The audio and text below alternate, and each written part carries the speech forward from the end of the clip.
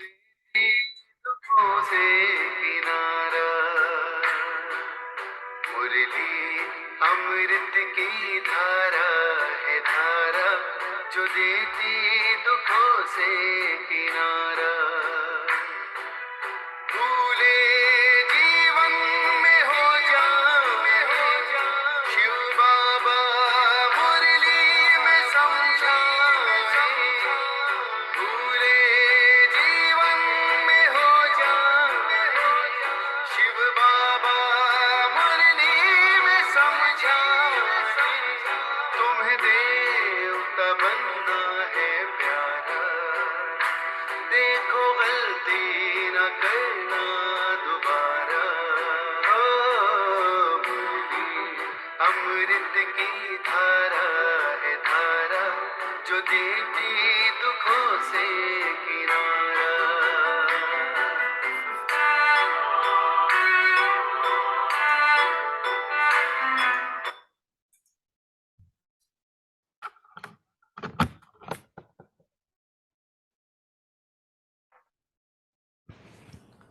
ओम शांति।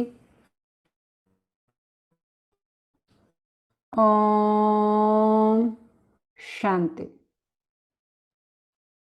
सभी रिलैक्स होकर बैठें, बुद्धि को चारों तरफ से हटाकर पूरा ध्यान भ्रिकुटी के मध्य में।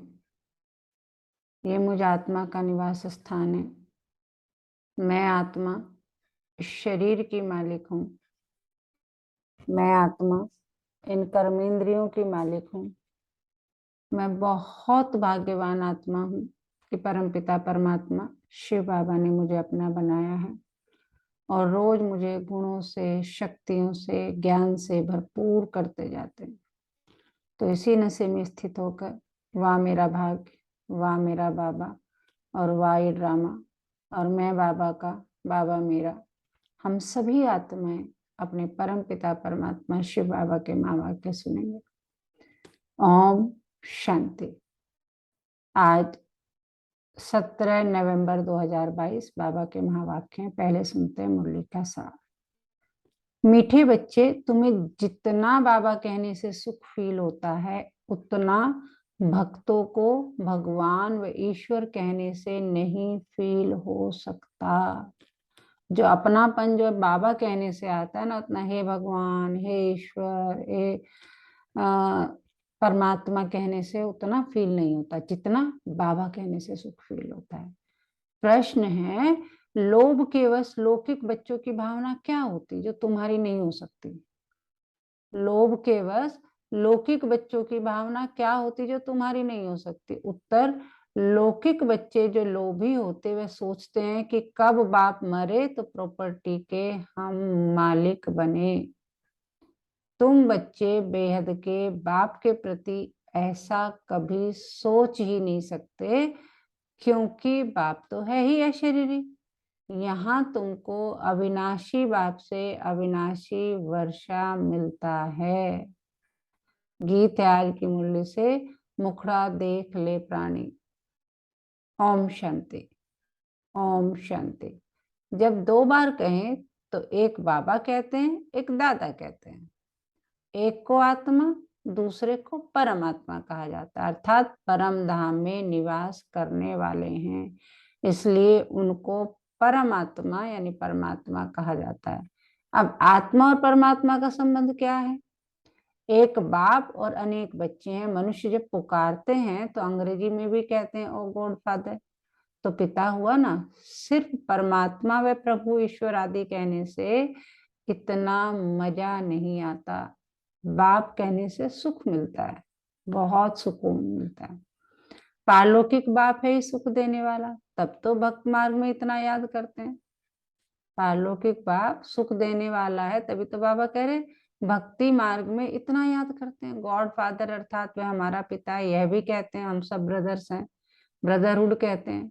यह भारतवासी जब कहते हैं हम सब भाई भाई हैं, तो आत्मा की तरफ ध्यान नहीं जाता, देह अभिमान में चले जाते हैं। यह समझते नहीं कि हम आत्माएं आपस में भाई भाई हैं। हम सबका बाप एक है। अगर परमात्मा सर्वव्यापी होता तो भाई भाई नहीं कहते, आत्मा ही समझदार भाई भाई कहते हैं। अभी तुम बच्चे बाप के सम्मुख बैठे हो और बाप तुमको पढ़ाते हैं। अब आत्मा कहती है हमको बाप मिला है, बाप मिला गोया सब कुछ मिला। बाप द्वारा वर्षा मिलता है, बच्चा पैदा हुआ और समझते हैं वारिस आया। बाबा कहने से ही बच्चे का वारिसपना सिद्ध हो जाता है। अक्सर करके बच्चियां माँ माँ कहती हैं, माँ तरफ जास्ती लव रहता है। बच्चा होगा तो बाबा कहता रहेगा, बच्चे का बाप की तरफ लव जाता है। माँ से वर्षा नहीं मिल सकता, बाप से वर्षा मिलता है। अब यहाँ तो तुम सब आत्माएं कौन हो, भाई भाई हो। तुम हर एक बाप से वर्षा ले रहे हो, बाप की श्रीमत है। क्या श्रीमत है? हर एक अपने को बाप का बच्चा समझ और सबको बाप का परिचय देते रहें और सृष्टि चक्र का राज भी समझाएं। बाबा कह रहे खुद समझो फिर दूसरे को समझाओ, सेवा करो। किसी का उलाना ना रह जाए कि भाई बाप आए थे, परमपिता परमात्मा आए थे, ईश्वर आए थे, भगवान आए थे, आकर के चले गए और हमें पता ही नहीं चला। बाप से ईश्वर का वर्षा मिलता है। बेहद का बाप कहते हैं तुम स्वर्गवासी थे, फिर तुम नरकवासी कैसे बने, 84 जन्मों का चक्र कैसे लगाया, यह है डिटेल की बातें। बाकी बाप ने पहचान तो दी है और बाप से जरूर सतयुग का वर्षा मिलेगा। अच्छा किसको मिला हुआ है? यह लक्ष्मी नारायण के चित्र खड़े हैं, इन्हों को बाप का वर्षा मिला था, फिर कहाँ गया? यह है चक्र की बात। तुमको अभी सतयुग का वर्षा मिलता है, फिर पुनर्जन्म लेते लेते 84 जन्म तो भोगने ही है। अब तुमको नंबरवार पुरुषार्थ अनुसार 84 का चक्र बुद्धि में है और यह भी निश्चय है कि हमारा अंतिम जन्म है। 84 जन्मों का चक्र लगाकर पूरा किया। अब तुम जाएंगे तो तुम्हारे पीछे सब चले आएंगे। बाबा कह रहे अब तुम जाएंगे तो तुम्हारे पीछे सब चले जाएंगे। तुम बच्चे तो बाप से अपना वर्षा पा चुके हो, राजयोग सीख चुके हो, तो तुम जानते हो हम फिर नई दुनिया में राज्य करने आएंगे। फिर यह सब इतने धर्म वहां होंगे नहीं, सब वापस चले जाएंगे। फिर पहले पहले हमको यानी डेटिज्म को आना है। हम शूद्र कुल के थे, अब ब्राह्मण कुल के बने हैं, फिर सूर्यवंशी चंद्रवंशी कुल के बनेंगे। तो ये पूरा क्या है बाबा? सृष्टि चक्र का राज बता रहे हैं कि क्या है। हम ब्राह्मण कुल, सूर्यवंशी कुल और चंद्रवंशी कुल के तीनों वर्ष से एक ही बाप से ले रहे हैं। सतयुग त्रेता में कोई धर्म स्थापन करने आता ही नहीं है। भारत का एक ही धर्म रहता है, पीछे बाहर वाले इस्लामी बौद्ध आते हैं। भारत का एक ही धर्म रहता है, पीछे फिर जो है इस्लामी बौद्ध आदि आते हैं। भारत बहुत प्राचीन देश है, पहले देवी देवता ही थे, अभी और धर्मों में कन्वर्ट हो गए हैं। कितनी भिन्न भिन्न भाषाएं हैं, जैसे यूरोपियन है तो अमेरिका की भाषा अलग, फ्रांस की अलग है, तो सब क्रिश्चियन लोग। वैसे चीन की देखो, एक ही बौद्ध धर्म के हैं, परंतु चीन की भाषा और जापान की भाषा हो, है तो सब बौद्ध धर्म बौद्ध, परंतु वृद्धि हो जाने से अलग अलग हो जाते हैं। आपस में दुश्मन भी बन जाते हैं। भारत का दुश्मन कोई नहीं है, यह तो दूसरे धर्म वाले आकर लड़ते हैं। आपस में फूट डाल भारत को ही लड़ा देते हैं, नहीं तो भारतवासियों की आपस में लड़ाई ऐसे कभी हुई नहीं है। दूसरों ने लड़ाया, लोभ के कारण, यह भी खेल है। भारतवासी ये भी भूल गए हैं कि हम ही विश्व के मालिक थे, हमको बाप ने राज्य दिया था। सतयुग में यह नॉलेज रहती नहीं। यह राज्य हमने कैसे पाया, अभी तुम जानते हो हम यह राज्य कैसे पा रहे हैं। यह बाप बैठ समझाते हैं। है भी बहुत सहज, परंतु मनुष्यों की बुद्धि को ऐसा ताला लगा हुआ है जो यह नहीं जानते कि इन लक्ष्मी नारायण को राज्य किसने और कब दिया। ताला भी गोदरेज का बता रहे हैं बाबा लगा हुआ है। इन्हों के बच्चे कितने हुए कुछ भी नहीं जानते। सतयुग में लक्ष्मी नारायण का राज्य था, सतयुग की आयु कितनी कह देते लाखों वर्ष, फिर लाखों वर्ष में गद्दियां कितनी हुई, वृद्धि कितनी हुई होगी, कितने महाराजा महारानी होंगे, लाखों वर्ष में तो अनगिनत हो जाए। लाखों वर्ष सतयुग के, फिर त्रेता के लाखों वर्ष, कलयुग के भी अभी 40,000 वर्ष और कह देते हैं। इन बातों में किसकी बुद्धि नहीं चलती। इतनी लंबी आयु दे दी है, क्रिएटर डायरेक्टर समय आदि सबका मालूम होना चाहिए, परंतु किसको भी पता नहीं है। कहते हैं क्राइस्ट से 3,000 वर्ष पहले भारत स्वर्ग था, गॉड गॉडेज का राज्य था। कितना वर्ष चला, कैसे चला, बाबा करे यह कुछ भी नहीं जानते। अगर राधे कृष्ण सतयुग के प्रिंस प्रिंसेस हैं तो उनको भी कोई द्वारा पद पाया होगा। अगर श्री कृष्ण ने गीता सुनाई तो कब कब सुनाई? यह सब बातें बाप ही समझाते हैं। स्कूल में पहले अल्फ बे पढ़ाया जाता है, फिर धीरे धीरे बड़ा इम्तिहान पास करते हैं। तो अल्फ बे की पढ़ाई और पिछाड़ी की पढ़ाई में कितना फर्क होगा? यहाँ भी ऐसे है, जितना पहले समझाते थे उससे सहज अभी समझाते हैं, उससे जास्ती आगे समझाएंगे। कोई नया आता है तो पहले उनसे फॉर्म भराया जाता है, फिर समझाते हैं। परम पिता परमात्मा के साथ आपका क्या संबंध है? कि कोई नया आएगा, फॉर्म भरवाएंगे, फिर ये सब बातें पूछी जाती है। जरूर सबका बाप हुआ ना। इन बातों को समझने वाले ही समझते हैं। जब तक हड्डी निश्चय हो, क्या निश्चय हो? कि बेहद के बाप से वर्षा लेना है। बाप स्वर्गग्रस्त हैं तो जरूर स्वर्ग का वर्षा देंगे, या उन्होंने बुद्धि में बैठेगा जिन्होंने कल पहले निश्चय किया होगा। बाबा कह रहे हर किसी की बुद्धि में भी नहीं बैठेगा। किसकी में बैठेगा? जिन्होंने कल पहले निश्चय किया होगा। तुम देखते हो कई बच्चे सवेरे उठ नहीं सकते, 10-15 वर्ष मेहनत करते आए हैं तो भी समय पर उठ नहीं सकते। कम से कम 3-4 बजे उठो। भक्त लोग भी सवेरे उठकर ध्यान करते हैं, जाप करते हैं हनुमान का, शिव का, परंतु उनसे कोई फायदा नहीं। भल करके कोई के लक्षण अच्छे होते हैं, परंतु उनसे कोई को मुक्ति, जीवन मुक्ति नहीं मिल सकती है, उतरती कला होती है। लक्ष्मी नारायण जो सतयुग में राज्य करते थे, वह भी दूसरे तीसरे जन्म में नीचे आते जाते हैं, उतरती कला होती जाती है। आधा कल पूरा होगा तो वाम मार्ग में चले जाएंगे, फिर भक्ति मार्ग शुरू होगा। कितने ढेर मंदिर बनते हैं, अभी भी कितने मंदिर है, कोई टूट भी गए हैं। वाम मार्ग में जाने के चित्र भी हैं। ड्रेस देवताओं की पड़ी है, वास्तव में ड्रेस उन्हों की अलग थी, पीछे बदलती आई है। कोई की पाक कैसी, कोई की कैसी, कोई का ताज कैसा, अलग अलग ताज पहनने का भी अलग अलग नमूना होता है। सूर्यवंशी राजाएं जो हैं उनकी पहरवाइश अपनी अपनी होती है। ये फलाने की पगड़ी है, बाबा ने साक्षात्कार भी किया है। द्वारकाधीश की टेढ़ी पगड़ी थी। यह सब ड्रामा आदि से अंत तक जो कुछ हो रहा है वह फिर भी ऐसे ही होगा। फिर वाम मार्ग में जाएंगे, सबका मतभेद हो जाएगा, रस्म रिवाज अलग हो जाएगा, सूर्यवंशी अलग, चंद्रवंशियों का अलग। यह बना बनाया खेल है जो फिर रिपीट होना है। बाबा कह रहे जो हुआ है फिर होगा, और होता होता रहेगा, जाने कब से हो रहा है। ये बना बनाया ड्रामा है, 5000 वर्ष बाद रिपीट होना ही होना है। तुम जानते हो हम भी बेहद के बाप से फिर से गति सदगति को पाते हैं। पुरानी दुनिया का विनाश होना है, बेहद का बाप राजयोग सिखला रहे हैं। यह दुनिया नहीं जानती कि राजयोग सिखाते हैं। तुम बच्चे अच्छी रीति जानते हो, और तुम्हारा बाप से लव है। सबका एक जैसा तो हो नहीं सकता, अज्ञान में भी सबका एक जैसा लव नहीं होता। कोई लोग बस कहते हैं बाप मरे तो प्रॉपर्टी मिले। यहाँ शिव बाबा का शरीर तो है नहीं, बाबा तो अविनाशी है, ये शरीर लोन पर लिया हुआ है। तुम जानते हो हमने पूरे 84 जन्म लिए हैं, बाबा तो पुनर्जन्म नहीं लेते, इस शरीर में प्रवेश कर आते हैं। किसके? ब्रह्मा बाबा के, यानी दादा लेखराज के। नहीं तो क्या लक्ष्मी नारायण के तन में आए? वह तो है ही पावन दुनिया के मालिक, तो उनके तन में कैसे आएंगे? यह तो है ही पतित दुनिया, पतित शरीर, क्योंकि विष से पैदा होते हैं। बाबा कल्प पहले मुआफिक कहते हैं, मैं साधारण तन में प्रवेश करता हूँ, मुझे जरूर अनुभवी रथ चाहिए। कोई अच्छे एक्टर होते हैं तो उनको अच्छा इनाम मिलता है। यह भी बाबा का रथ गाया हुआ है। कौन? ब्रह्मा। कि ये कौन है? बाबा का रथ है, ब्रह्मा द्वारा स्थापना। ब्रह्मा को बूढ़ा भी दिखाते हैं। प्रजापिता ब्रह्मा, विष्णु और शंकर का रूप ही अलग है। ब्रह्मा का रूप बिल्कुल ठीक है, बाप ने इनका नाम रखा प्रजापिता ब्रह्मा। इसने 84 जन्म लिए हैं। तुम भी कहेंगे हम सब ने पूरे 84 जन्म लिए हैं, तब पहले पहले बाप से मिले हैं। हमारी राजाई फिर से स्थापन हो रही है, समझाना भी पड़ता है परमपिता परमात्मा, हे भगवान।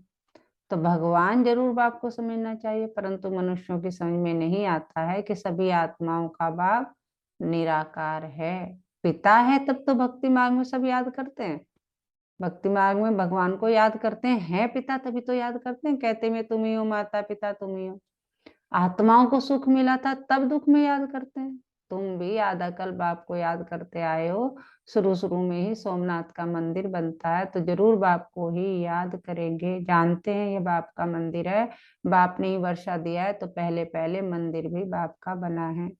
तुम अभी बाप के वारिस बने हो। बाप विश्व का रचयिता है, उनसे ही वर्षा मिलता है। बाकी जो भी है उनसे क्या किया, उन्होंने क्या किया, हम उनकी पूजा क्यों करते हैं? 84 जन्म वह लेते हैं, परंतु भक्ति भी व्यभिचारी होनी ही है। आधा कल्प के लिए सामग्री चाहिए, सतयुग त्रेता में सामग्री की दरकार नहीं होती। यह सब बुद्धि में धारण करना है, वास्तव में कुछ भी लिखने की दरकार नहीं है। अगर सॉल्वेंट बुद्धि है तो झट धारणा हो जाती है, बाकी किसको सुनाने लिए नोट्स लेते हैं। किताबें आदि रखने की जरूरत नहीं। हमारे किताब पिछाड़ी में कौन पढ़ेगा, औरों के शास्त्र पिछाड़ी में चले आते हैं। पढ़ने वाले हैं, तुमको तो पढ़ना ही नहीं है, प्रारब्ध मिल गई। आधा कल्प तो शास्त्र आदि की कोई बात ही नहीं। सतयुग और त्रेता में यानी आधा कल्प में तो शास्त्र आदि की कोई जरूरत ही नहीं है, कोई बात ही नहीं है। यह ज्ञान प्राय लोप हो जाता है, शास्त्र सब खत्म हो जाते हैं। पहले सबको यह समझाओ कि तुमको दो बाप हैं। जिस्मानी बाप तो है, वह भी उस बाप को याद करते हैं। जो जिस्मानी बाप है, जो लौकिक बाप है, वो भी किसको याद करता है? भगवान को। यानी एक और बाप है, उसका भी बाप है, परम पिता परमात्मा, पारलौकिक बाप को याद करते हैं। गाया जाता है, दुख में सिमरन सब करें, सुख है ना, सुख में करे न कोई। तो यह भारत की बात है, बाप भी भारत में आते हैं। शिव जयंती आती है, तुम कहेंगे हम अपने बाप का फलाना जन्म मना रहे हैं, तो हम कितने भाग्यवान है। कभी नशा हटता है कि मैं कहाँ, मुझे बाबा ने कहाँ जन्म दिया? अपनी जन्मभूमि पर, भारत में। तो मैं कितनी भाग्यवान आत्मा हूँ। तो बाबा कहते हैं कि बाप भी भारत में आते हैं, शिव जयंती आती है, तुम कहेंगे हम अपने बाप का फलाना जन्म मना रहे हैं। भल पूछें, ब्रह्मा कुमार कुमारियां हैं तो जरूर बाप आया होगा। यह है शिव का ज्ञान यज्ञ। तो ब्राह्मण जरूर चाहिए। ब्रह्मा कहाँ से आया? ब्रह्मा को अडॉप्ट किया, फिर बच्चे पैदा होते हैं, तो भी इनके मुख कमल से रचते हैं। पहले सबको बाप का परिचय देना है। अच्छा, मीठे मीठे सिकिलते बच्चों प्रति माता पिता बाप दादा का याद प्यार और गुड मॉर्निंग। रूहानी बाप की रूहानी बच्चों को नमस्ते। हम रूहानी बच्चों की रूहानी माता पिता बाप दादा को सर्व संबंधों से सिख व प्रेम से याद प्यार, गुड मॉर्निंग, नमस्ते बाबा, नमस्ते, शुक्रिया बाबा, शुक्रिया। हमें अपना बनाने के लिए, हमें रोज पढ़ाने के लिए, हमें पतित से पावन बनाने के लिए, हमें गुणों से, शक्तियों से, ज्ञान से भरपूर करने के लिए अपने बाबा की, मीठे बाबा की जितनी महिमा की जाए दिल से, उतनी उठते बैठते सोते जागते करनी ही है। और बिल्कुल इस नशे में रहना है। पाना था जो पा लिया, और क्या बाकी रहा, और वाह मेरा भाग्य, वाह मेरा बाबा, और वाह ये ड्रामा, और मैं बाबा का, बाबा मेरा। तो हमारे मीठे बाबा, प्यारे बाबा ने आज हमें क्या समझाया, क्या पढ़ाया, कौन बताएगा? ओम शांति दीदी। ओम शांति। दीदी आज ना बाबा बता रहे हैं कि मेरे में और लौकिक पिता में क्या अंतर है, मेरे बच्चों में और लौकिक बच्चों में क्या अंतर। बाबा कह रहे हैं कि जो लौकिक बच्चे हैं वो बड़े लालची हैं, लोभी हैं। वो हम्म। चाहते हैं कि हमारा माँ बाप मर जाए, संपत्ति हमारी हो जाए। लेकिन बाबा हम्म। कह रहे हैं कि मैं तो मरता नहीं हूँ, है ना। हम्म। तो हमारा बाबा तो सुख देने वाले हैं, हम्म। बाबा को तो सब कुछ मिल गया। जब बाबा ने हमें अपना बना लिया तो बाबा की संपत्ति पे हमारा तो वर्षा अधिकार अपना भी हो गया ना। तो हम्म। फिर बाबा हमारा, हम बाबा के, तो बाबा हम्म। को वर्षा मिलता ही है। जो हमें मिला है, बाबा कह रहे हैं जो हमें मिला है वो सबको बताओ। षष्ठी चक्र भी बताना है। हम्म। 84 जन्मों के बाद हम सब भूल गए हैं ना? तो अब बाबा याद दिला रहे हैं। बाबा कह रहे हैं कि भाषा है, अनेक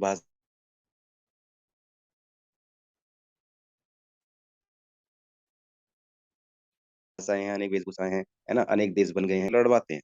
बाबा कह रहे हैं कि जब स्कूल में पढ़ाई हम बच्चों को भेजते हैं ना, तो छोटी क्लास से शुरू करते हैं। छोटी पढ़ाई, छोटी परीक्षा, और फिर हम्म। पीएचडी भी जाकर खत्म हो रही है, लास्ट में खत्म हो जाती है। तो हम्म। बाबा फिर बता रहे हैं कि फिर उठ के ना जो लौकिक बच्चे हैं वो हम्म। अनेक देवी देवताओं को याद करते हैं, उनसे हम्म, कुछ फायदा नहीं है। हम्म, जो मुझे याद करेगा ना, मैं ही उसे मुक्ति दूंगा। और बाबा कह बिल्कुल, रहे हैं कि प्रॉपर्टी बनने के बाद हमारे लौकिक पिता से मिलती है, लेकिन मैं तो जीते जी तुम्हें स्वर्ग देने आया हूँ। अंतर बिल्कुल। साफ है। जो इस वर्ण का होगा वो तुरंत इस ज्ञान को धारण करेगा, है ना। बाकी बाबा कह रहे हैं कि नोट्स बनाने से या बनाओ, लेकिन किसी को समझाने के लिए। लेकिन जो इस वर्ण का है वो हम्म, तुरंत एक्सेप्ट करेगा और मेरा बच्चा बन जाएगा। बिल्कुल बिल्कुल, बहुत अच्छे से आपने समझाया। धारणा के लिए मुख्य सात नंबर, सवेरे सवेरे उठकर बाप को प्यार से याद करने की आदत पक्की डालनी है। कम से कम 3-4 बजे जरूर उठना है। नंबर 2, बेहद बाप से सच्चा लव रखना है। श्रीमत पर चल पूरा वर्षा लेना है।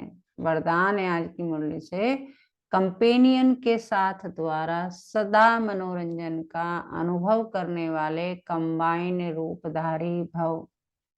कंपेनियन के साथ द्वारा सदा मनोरंजन का अनुभव करने वाले कंबाइन रूपधारी भव। जब भी अकेलेपन का अनुभव हो तो उस समय बिंदु रूप को याद नहीं करो, वह मुश्किल होगा, उससे बोर हो जाएंगे। उस समय अपने रमणीक अनुभवों की कहानी को स्मृति में लाओ। अपने सम्मान की प्राप्तियों की लिस्ट सामने लाओ कि जब से मैं ज्ञान में आया, मैं बाबा का बना, मुझे क्या क्या प्राप्तियां हुई, बाबा ने मुझे क्या क्या किया, मेरी क्या क्या क्या बुरी आदतें छूट गई, क्या क्या अच्छा मेरे में आ गया। तो बाबा ने कहा कि जब अकेलेपन का अनुभव होता है उस समय ये नहीं कि मैं ज्योति पे जो है कंसंट्रेट करूं या करूं, नहीं, बाबा कह रहे हैं उस समय अपने अनुभवों की कहानी को स्मृति में लाओ, अपने सम्मान की प्राप्तियों की लिस्ट सामने लाओ। सिर्फ दिमाग से याद नहीं करो, लेकिन दिल से कंपेनियन के साथ कंबाइन बन सर्व संबंधों के स्नेह का रस अनुभव करो। यही मनमना भाव है, और यह मनमना भाव होना ही मनोरंजन है। स्लोगन, बाप की श्रीमत प्रमाण जी हाजिर करते रहो। बाप की श्रीमत प्रमाण जी हाजिर करते रहो तो सर्व शक्तियों का अधिकार मिल जाएगा। तो बाप की श्रीमत पे चलते हुए बाबा ने मुरली में रोज जो भी समझाया उस पे यस बाबा, जी बाबा करते हुए, मतलब मुख से नहीं करना है, दिल से करना है, धारणा में करना है कि बाबा ने आज ये बोला है तो मुझे ये करना ही है। तो बाप की श्रीमत प्रमाण जी हाजिर करते रहो तो सर्व शक्तियों का अधिकार मिल जाएगा। अच्छा, ओम शांति।